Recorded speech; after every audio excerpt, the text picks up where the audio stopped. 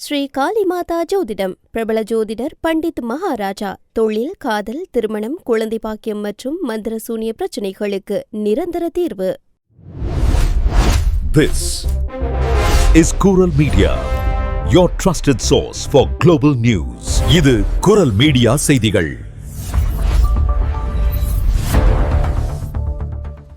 இது குரல் மீடியாவின் இன்றைய பிரதான செய்திகள். செய்திகளை வாசிக்கும் நான் கோகுலநாதன் தமிழினி. முதலில் தலைப்புச் செய்திகள். பிரான்ஸ் பிரிட்டன் இடையே புதிய எல்லை பாதுகாப்பு ஒப்பந்தம். சட்டவிரோத குடியேற்றத்தை தடுக்க ஒப்பந்தம் 3 ஆண்டுகளுக்கு நீட்டிப்பு. பிரான்சில் மாபெரும் தரவு கசிவு. ஹெக்ஸ்டெக்ஸ் என்ற பெயரில் செயல்பட்ட 21 வயது ஹேக்கர் கைது. பிரான்ஸ் நாடாளுமன்றத்தில் யூத விரோத தடுப்பு மசோதா நிறுத்தி வைப்பு. கருத்து சுதந்திரம் பறிக்கப்படுவதாக எதிர்க்கட்சிகள் குற்றச்சாட்டு. பிரான்சில் உணவு விநியோக நிறுவனங்கள் மீது புகார். வெளிநாட்டு பணியாளர்களை சுரண்டுவதாக குற்றச்சாட்டு. பாரிஸில் பிரான்ஸ் அதிபர் இமானுவல் மக்ரோனுடன் லெபனான் தலைமை பிரதிநிதிகள் சந்திப்பு. மத்திய கிழக்கு பதற்றங்களுக்கு இடையே முக்கிய ஆலோசனை. பிரான்சில் போதைப் பொருள் கடத்தலை ஒடுக்க புதிய திட்டம். குற்றவியல் கும்பல்களை ஒடுக்க குறிப்பிட்ட பகுதிகளில் கடத்தல் எதிர்ப்பு அவசர நிலை அமல்படுத்தப்படும். பிரான்சில் மனித கடத்தல் மற்றும் சட்டவிரோத வேலைவாய்ப்பு. மணிக்கு 2 யூரோ சம்பளம் வழங்கிய 3 கைது. பாரிஸ் மாநகராட்சி அலுவலகம் முன்பு வீடற்ற மற்றும் குறைந்த வருமானம் கொண்ட மக்கள் போராட்டம். வீடுகள் வழங்க கோரி கூடாரங்கள் அமைப்பு. தொடர்பான விரிவான செய்திகள். பிரான்ஸ் மற்றும் பிரிட்டன் அரசுகள் ஆங்கில கால்வாய் வழியாக நடைபெறும் சட்டவிரோத குடியேற்ற பயணங்களை கட்டுப்படுத்தும் நோக்கில் புதிய பாதுகாப்பு உடன்பாட்டை ஏற்படுத்தியுள்ளன. இதன் மூலம் கடந்த 2018ஆம் ஆண்டு இரு நாடுகளுக்கும் இடையே கையெழுத்திடப்பட்ட சாண்ட்ஹர்ஸ்ட் ஒப்பந்தம் மேலும் 3 ஆண்டுகளுக்கு நீட்டிக்கப்பட்டுள்ளது. கடந்த 2025ஆம் ஆண்டில் மட்டும் சுமார் 41,472 பேர் சிறிய படகுகள் மூலம் பிரிட்டனை சட்டவிரோதமாக சென்றடைந்துள்ளதாக பிரிட்டன் அதிகாரிகள் தெரிவித்துள்ளனர். இந்த புதிய ஒப்பந்தத்தின் கீழ் பிரிட்டன் அரசு வழங்கும் நிதியுதவியின் கட்டமைப்பில் முக்கிய மாற்றம் செய்யப்பட்டுள்ளது. மொத்தம் 766 மில்லியன் யூரோக்கள் வரை வழங்கப்படும் என கூறப்பட்டாலும் அதில் 186 மில்லியன் யூரோக்கள் நடவடிக்கைகளின் செயல்திறனை பொறுத்தே வழங்கப்படும் என தெரிவிக்கப்பட்டுள்ளது. உறுதியாக வழங்கப்படும் தொகையாக 580 மில்லியன் யூரோக்கள் நிர்ணயிக்கப்பட்டுள்ளது. இது முந்தைய ஒப்பந்தத்தில் வழங்கப்பட்ட 540 மில்லியன் யூரோக்களை விட கணிசமாக அதிகமாகும். மேலும் இரு நாடுகளுக்கும் இடையிலான கடற்கரை பாதுகாப்பு நடவடிக்கைகளும் தீவிரமாக வலுப்படுத்தப்படுகின்றன. வரும் 2029ஆம் ஆண்டிற்குள் பாதுகாப்பு பணியாளர்களின் எண்ணிக்கை சுமார் 1400ஆக உயர்த்தப்பட உள்ளது. அத்துடன் ஆளில்லா விமானங்களான ட்ரோன்கள், ஹெலிகாப்டர்கள் மற்றும் நவீன மின்னணு கண்காணிப்பு வசதிகள் அதிகளவில் பயன்படுத்தப்பட்டு குறிப்பாக வாடகை படகுகள் மூலம் நடைபெறும் சட்டவிரோத பயணங்களை தடுக்க கடுமையான நடவடிக்கைகள் மேற்கொள்ளப்பட உள்ளன. பிரான்சில் பல முக்கிய நிறுவனங்களின் தரவுகளை திருடி வெளியிட்டதாக சந்தேகிக்கப்படும் ஹெக்ஸ்டெக்ஸ் என அழைக்கப்படும் 21 வயது இளைஞர் கடந்த ஏப்ரல் 20ஆம் தேதியன்று வெண்டே பகுதியில் காவல்துறையினரால் அதிரடியாக கைது செய்யப்பட்டுள்ளார். இவர் தற்போது காவலில் வைக்கப்பட்டுள்ளதுடன் இவருடைய டாக் ஃபோரம் இணைய கணக்கும் முடக்கப்பட்டு பறிமுதல் செய்யப்பட்டுள்ளது. இந்த மாபெரும் தரவு கசிவு வழக்கில் தானியக்க தரவு செயலாக்க அமைப்புகளுக்கு எதிரான சைபர் தாக்குதல்கள் குறித்து தீவிர விசாரணை தொடங்கப்பட்டுள்ளது. கடந்த டிசம்பர் 19ஆம் தேதி முதல் இது தொடர்பாக சுமார் 100 புகார்கள் காவல்துறையில் பதிவு செய்யப்பட்டுள்ளன. இந்த திருட்டுச் சம்பவங்கள் விளையாட்டு கூட்டமைப்புகள், ஆயுத தகவல் அமைப்பு மற்றும் கேம்பஸ் போன்ற பல்வேறு அமைப்புகளை கடுமையாக பாதித்துள்ளன. ஹெக்ஸ்டெக்ஸ் என்ற புனைப்பெயரில் செயல்பட்டு வந்த இந்த நபர் பிரீச் ஃபாரம்ஸ் மற்றும் டார்க் ஃபாரம் போன்ற சட்டவிரோத இணையதளங்களில் திருடப்பட்ட தரவுகளை வெளியிட்டு வந்துள்ளார். இவர் கைது செய்யப்படும் நேரத்திலும் கூட மேலும் சில புதிய தரவுகளை வெளியிட தயாராக இருந்ததாக அதிகாரிகள் அதிர்ச்சி தகவலை தெரிவித்துள்ளனர். இந்த ஹேக்கருடன் தொடர்புடைய தரவு கசிவுகள் பிரான்சின் முக்கிய தொழிற்சங்கங்கள், கல்வி அமைச்சகம் மற்றும் காவல்துறை பயிற்சி தளம் உள்ளிட்ட பல அரசு அமைப்புகளையும் பாதித்துள்ளன.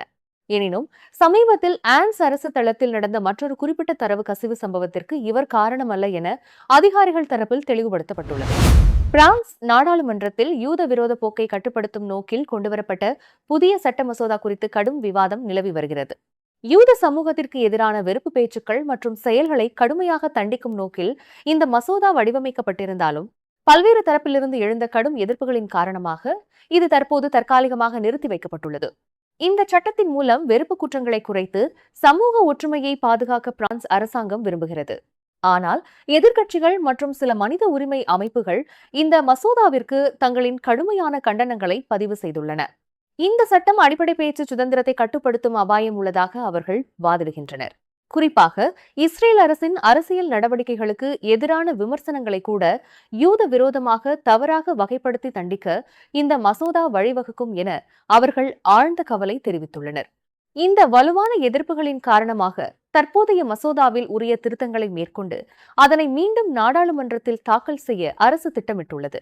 அரசின் இந்த நடவடிக்கையால் பிரான்ஸ் நாட்டில் மக்களின் பாதுகாப்பு மற்றும் அடிப்படை சுதந்திரம் ஆகிய இரண்டிற்கும் இடையே எவ்விதம் சமநிலையை பேணுவது என்பது குறித்து அரசியல் மற்றும் சமூக விவாதம் தற்போது உருவாகியுள்ளது. பிரான்சில் இதுவரை கண்டிராத வகையில் 4 முக்கிய தொழிலாளர் நல அமைப்புகள் இணைந்து பாரிஸ் நகர அரசு வழக்கறிஞரிடம் உணவு விநியோக நிறுவனங்கள் மீது புகார் ஒன்றை அளித்துள்ளன. இந்த நிறுவனங்களின் பொருளாதார செயல்பாடுகள் மிகவும் நலிவடைந்த நிலையில் உள்ள மக்களின் வறுமையை தங்களுக்கு சாதகமாக பயன்படுத்திக் கொண்டு பெரும் லாபம் ஈட்டுவதாக குற்றஞ்சாட்டப்பட்டுள்ளது. வழக்கறிஞர் திபோட் லஃபோர்கேட் விவரிக்கும் முக்கிய காரணங்களின்படி இந்த பணியாளர்களில் பெரும்பாலானோர் பிரான்சில் தங்குவதற்கான முறையான அனுமதி சீட்டு இல்லாதவர்கள். இவர்களின் இக்கட்டான நிலையை பயன்படுத்தி மிக குறைந்த ஊதியத்தில் அவர்களை நிறுவனங்கள் வேலை வாங்குகின்றன. ஒரு விநியோக பணியாளர் சுமார் 15 முதல் 20 கிலோமீட்டர் வரை மிதிவண்டியில் சென்று உணவு வழங்கினாலும் அவர்களுக்கு கிடைக்கும் நிகர ஊதியம் வெறும் 3 யூரோக்கள் மட்டுமே. அத்துடன் பிழைப்பிற்கு வேறு வழியில்லாததால் நிறுவனங்கள் விதிக்கும் எத்தகைய கடினமான நிபந்தனைகளையும் ஏற்க வேண்டிய கட்டாயத்திற்கு இப்பணியாளர்கள் தள்ளப்படுகிறார்கள். மேலும் உலகின் மருத்துவர்கள் அமைப்பு 2025ஆம் ஆண்டில் சுமார் 1000 பணியாளர்களிடம் நடத்திய ஆய்வின் முடிவுகள் பல அதிர்ச்சியூட்டும் தகவல்களை வெளியிட்டுள்ளன. அதன்படி இங்கு பணிபுரியும் 98% பணியாளர்கள் வெளிநாடுகளில் பிறந்தவர்கள். இவர்களில் 64%-த்தினரிடம் தங்குவதற்கான முறையான அனுமதி சீட்டு இல்லை. இவர்கள் வாரத்திற்கு சராசரியாக 63 மணி நேரம் கடுமையாக உழைக்கிறார்கள். இவ்வளவு கடின உழைப்பிற்கு பிறகும் அவர்களுக்கு கிடைக்கும் மொத்த மாத ஊதியம் சுமார் 1480 யூரோக்கள் மட்டுமே. இது தவிர ஊபர் ஈட்ஸ் நிறுவனம் மீது மற்றொரு முக்கியமான புகாரும் எழுப்பப்பட்டுள்ளது. பணியாளர்களுக்கு வேலைகளை ஒதுக்கீடு செய்யும் முறையிலும் ஊதியத்தை தீர்மானிப்பதிலும் அவர்களின் முறைசார் வழிமுறையான அல்கோரித்ம வெளிப்படைத்தன்மையின்றி பாகுபாடு காட்டுவதாக கூறப்படுகிறது. இது ஒரு டிஜிட்டல் சுரண்டலாக பார்க்கப்படுகிறது. இந்த குற்றச்சாட்டுகள் குறித்து ஊபர் ஈட்ஸ் நிறுவனம் தெரிவிக்கையில், இந்த புகாரில் எந்த அடிப்படை ஆதாரமும் இல்லை என்றும் ஊடகங்கள் வாயிலாகவே இதை அறிந்தோம் எனவும் தெரிவித்துள்ளது. அதேபோல எங்களது செயல்பாடுகளை தவறாக சித்தரிப்பதை வன்மையாக மறுக்கிறோம் என்றும், நாங்கள் ஒரு மணி நேரத்திற்கு சராசரியாக 11.75 யூரோக்கள் ஊதியம் வழங்குகிறோம் என்றும் டெலிவரோ நிறுவனம் விளக்கமளித்துள்ளது. மத்திய கிழக்கில் தொடர்ந்து பதற்றம் நிலவி வரும் சூழ்நிலையில் லெபனான் நாட்டின் அரசியல் மற்றும் பாதுகாப்பு நிலைமை குறித்து விவாதிக்க அந்நாட்டின் முக்கிய தலைமை பிரதிநிதிகள் பாரிஸ் நகரில் பிரான்ஸ் அதிபர் இமானுவல் மக்ரோன் தலைமையிலான அரசாங்கத்துடன் முக்கிய ஆலோசனைகளை நடத்தினர். லெபனான் மற்றும் இஸ்ரேல் இடையேயான எதிர்கால பேச்சுவார்த்தைகளுக்கு முன்னதாக தங்களுக்கு வலுவான சர்வதேச ஆதரவு மற்றும் ஒத்துழைப்பை உறுதி செய்யும் நோக்கிலேயே லெபனான் தரப்பில் இந்த சந்திப்பு முன்னெடுக்கப்பட்டுள்ளது. வரலாற்று ரீதியாகவும் அரசியல் ரீதியாகவும் லெபனானுடன் நெருங்கிய உறவை பேணி வரும் பிரான்ஸ் அந்நாட்டின் அரசியல் நிலைத்தன்மை மற்றும் பொருளாதார மீட்பில் முக்கிய பங்கு வகிக்க தீவிரமாக விரும்புகிறது. குறிப்பாக எல்லை பாதுகாப்பு, ஆயுத குழுக்கள் தொடர்பான பிரச்சினைகள் மற்றும் பிராந்திய அமைதி முயற்சிகள் ஆகியவற்றில் பிரான்ஸ் தனது தூதரக நடவடிக்கைகளை துரிதப்படுத்தியுள்ளது. மத்திய கிழக்கில் அதிகரிக்கும் பதற்றம் ஐரோப்பிய பாதுகாப்பிலும் பெரும் தாக்கத்தை ஏற்படுத்தும் என்ற அச்சம் நிலவுவதால் லெபனானில் நிலைமை மேலும் மோசமடையாமல் தடுக்க பிரான்ஸ் தீவிரமாக செயல்பட்டு வருகிறது. மத்திய கிழக்கு அரசியல் சமநிலையை தீர்மானிக்கும் முக்கிய நிகழ்வாக கருதப்படும் இந்த சந்திப்பு சர்வதேச அரங்கில் பிரான்ஸ் தனது செல்வாக்கை மீண்டும் நிலைநிறுத்தும் ஒரு முக்கிய முயற்சியாகவும் பார்க்கப்படுகிறது. பிரான்சில் சட்டத்திற்கு புறம்பாக இயங்கி வரும் போதைப்பொருள் கடத்தல் கும்பல்களின் ஆதிக்கத்தை ஒழிக்க வலதுசாரி கட்சியான லெஸ் ரிபப்ளிகன்ஸ் ஓர் பாதுகாப்பு திட்டத்தை இன்று வெளியிட்டுள்ளது. கடத்தல் எதிர்ப்பு அவசர நிலை என பெயரிடப்பட்டுள்ள இத்திட்டம் பிரெஞ்சு குடியரசிற்கு பகிரங்கமாக சவால் விடும் குற்றவியல் கும்பல்களை ஒடுக்குவதை முக்கிய நோக்கமாக கொண்டுள்ளது. இன்று காலை நான்டர பகுதிக்கு சென்றிருந்த அக்கட்சியின் முக்கிய தலைவரும் வரவிருக்கும் 2027ஆம் ஆண்டு அதிபர் தேர்தலுக்கான வேட்பாளருமான ப்ரூனோ ரிட்டாயோ இந்த திட்டத்தின் முக்கிய அம்சங்களை விளக்கினார். இதன்படி கடத்தல் கும்பல்கள் அதிகம் உள்ள பகுதிகளில் நிர்வாக மற்றும் நீதித்துறை அவசர நிலை பிரகடனப்படுத்தப்பட்டு அப்பகுதிகளில் யார் வருகிறார்கள், யார் செல்கிறார்கள் என்பதை பாதுகாப்பு படையினர் வாரத்தின் 7 நாட்களும் 24 மணி நேரமும் தீவிரமாக கண்காணிப்பார்கள். மேலும் கடத்தல்காரர்களின் பொருளாதார வலிமையை உடைக்க அவர்களின் வங்கி கணக்குகள் மற்றும் சொத்துக்களை எவ்வித தாமதமுமின்றி உடனடியாக பறிமுதல் செய்யவும் அவர்கள் ரகசியமாக தகவல் பரிமாற பயன்படுத்தும் என்கிரிப்டட் செய்யப்பட்ட தகவல் தொடர்பு வலைப்பின்னல்களை துண்டிக்கவும் இத்திட்டம் வழிவகை செய்கிறது. கடந்த 2025ஆம் ஆண்டு கொண்டுவரப்பட்ட போதைப்பொருள் எதிர்ப்பு சட்டத்தின் அடுத்த கட்டமாக பார்க்கப்படும் இந்த திட்டம் அதிபர் தேர்தலில் வெற்றி பெற்றால் முழுமையாக சட்டமாக்கப்படும் என ப்ரூனோ ரிட்டாலோ உறுதியளித்துள்ளார்.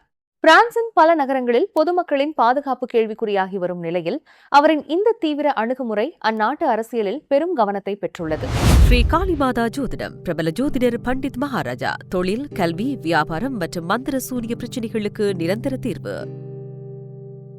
பிரான்சின் பிரெனீஸ் ஓரியண்டாலஸ் மற்றும் ஹோத் கரோன் ஆகிய பகுதிகளில் மனித கடத்தல் மற்றும் சட்டவிரோத வேலைவாய்ப்பு ஆகிய குற்றச்சாட்டுகளின் கீழ் 3 அதிரடியாக கைது செய்யப்பட்டுள்ளனர். இவர்கள் கனடன், ருசிலன் மற்றும் செயின்ட் அல்பன் ஆகிய இடங்களில் உள்ள உணவகங்களிலும் செயின்ட் ஹிப்போலைட் பகுதியில் உள்ள விவசாய பண்ணையிலும் சட்டவிரோதமாக தொழிலாளர்களை வேலைக்கு அமர்த்தியதாக குற்றஞ்சாட்டப்பட்டுள்ளது. இந்த தொழிலாளர்கள் குடிநீர் மற்றும் மின்சாரம் போன்ற எவ்வித அடிப்படை வசதிகளும் இன்றி மிகவும் மோசமான சூழலில் தங்க வைக்கப்பட்டிருந்தனர். பெரும்பாலும் பதிவு செய்யப்படாத அல்லது போலியான ஆவணங்களின் கீழ் வேலை செய்த இந்த தொழிலாளர்களுக்கு 1 மணி நேரத்திற்கு வெறும் 2 யூரோக்கள் மட்டுமே சம்பளமாக வழங்கப்பட்டுள்ளது. கடந்த 2025ஆம் ஆண்டு மே மாதத்தில் இது குறித்து தொடங்கிய விசாரணையில் முன்னாள் தொழிலாளி ஒருவர் வழங்கிய முக்கிய தகவல்களின் அடிப்படையில் இந்த வலைப்பின்னல் அதிகாரிகளால் கண்டறியப்பட்டுள்ளது. பல மாத தீவிர விசாரணைக்கு பிறகு இந்த குழுவின் முக்கிய உறுப்பினர்கள் கைது செய்யப்பட்டதுடன் 8 சட்டவிரோத தொழிலாளர்களும் மீட்கப்பட்டுள்ளனர். காவல்துறையினரின் சோதனையின் போது ரொக்கப்பணம், வாகனங்கள் மற்றும் ஆயுதங்கள் கைப்பற்றப்பட்டன. மனித கடத்தல் உள்ளிட்ட பல தீவிர பிரிவுகளில் குற்றஞ்சாட்டப்பட்டுள்ள இந்த மூவரும் தற்போது நீதிமன்ற கண்காணிப்பில் வைக்கப்பட்டுள்ளனர். இது தொடர்பான வழக்கு வரும் ஜூன் 11ஆம் தேதியன்று நீதிமன்றத்தில் விசாரணைக்கு வரவுள்ளது. பாரிஸின் மையப்பகுதியில் அமைந்துள்ள மாநகராட்சி அலுவலகத்தின் முன்பாக வாடகை கொடுக்க வசதியற்ற மற்றும் வீடற்ற நூற்றுக்கணக்கான குடும்பங்கள் ஒன்றிணைந்து 20க்கும் மேற்பட்ட கூடாரங்களை அமைத்து போராட்டத்தில் ஈடுபட்டுள்ளனர். வீட்டு வசதி உரிமை என்ற அமைப்பின் ஆதரவுடன் நடைபெறும் இந்த போராட்டத்தில் பல வீடுகள் வெற்றிடமாக உள்ள நிலையில் தங்களுக்கு கட்டுப்படியாகாத வாடகை நெருக்கடிக்கு ஒரு முடிவு கட்ட வேண்டும் என மக்கள் முழக்கமிட்டு வருகின்றனர். இந்த போராட்டத்தில் ஈடுபட்டுள்ளவர்கள் அனைவரும் டலோ என்ற சட்டத்தின் கீழ் கட்டாயம் அரசு வீடு வழங்க வேண்டும் என நீதிமன்றத்தால் முன்னுரிமை பெற்றவர்கள் ஆவர். ஆனால் உத்தரவுகள் இருந்தும் பல ஆண்டுகளாக இவர்களுக்கு வீடுகள் ஒதுக்கப்படவில்லை என தெரிவிக்கப்பட்டுள்ளது. முதியோர் உதவித்தொகையில் வாழும் 76 வயதான லூயிசா என்பவர் 2015ஆம் ஆண்டு முதல் காத்திருப்பதாகவும் 74 வயதான சலா மற்றும் 3 குழந்தைகளுடன் வசிக்கும் வாடகை கார் ஓட்டுநரான மாலிகா உள்ளிட்டோர் பல ஆண்டுகளாக அரசு வீட்டிற்காக காத்திருப்பதாகவும் வேதனை தெரிவித்துள்ளனர். இந்த போராட்டத்தை முன்னெடுக்கும் ஜீன் பாப்டிஸ்ட் ஏராவ் சமூக வீடுகள் ஒதுக்கீடு செய்யப்படும் முறையில் ஒளிவுமறைவற்ற வெளிப்படைத்தன்மை வேண்டும் எனவும் குறைந்த வருமானம் கொண்டவர்களுக்கு முன்னுரிமை அளிக்கப்படுவதை உறுதி செய்ய வேண்டும் எனவும் வலியுறுத்தியுள்ளார். பாரிஸில் பல வீடுகள் முதலீட்டு நோக்கத்திற்காக பூட்டி வைக்கப்பட்டுள்ள நிலையில் வீடற்றவர்கள் தெருவில் உறங்குவது சமூக சமநிலையின்மையை காட்டுவதாகவும் இது வீடுகளை அடிப்படை உரிமையாக பார்க்காமல் முதலீட்டு பொருளாக மாற்றிய அரசின் கொள்கை தோல்வியை பிரதிபலிப்பதாகவும் சமூக ஆர்வலர்கள் விமர்சித்துள்ளனர். நீங்கள் இதுவரை கேட்டது குரல் மீடியாவின் பிரதான செய்திகள். மேலும் இதுபோன்ற செய்திகளை அறிய குரல் மீடியாவை சப்ஸ்கிரைப் செய்யுங்கள்.